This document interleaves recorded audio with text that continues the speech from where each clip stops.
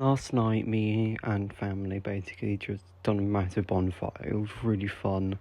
It was actually really relaxing. We had a good night and all that. Here we go. That's one. And a two. And a flea. And a floor. Mario! The fire went out really beautiful. How it turned out, it was really good. The fire did go a little crazy at one point. I did kind of turn into a caveman for a little bit. Fire good, fire fun, yeah.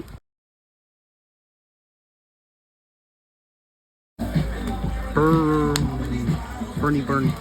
After we ate some good food cooked by my dad, we basically just waited for the fire to end. And like I said, it was beautiful. The fire was gorgeous. It went a little bit crazy and we had some fun. See you in another video.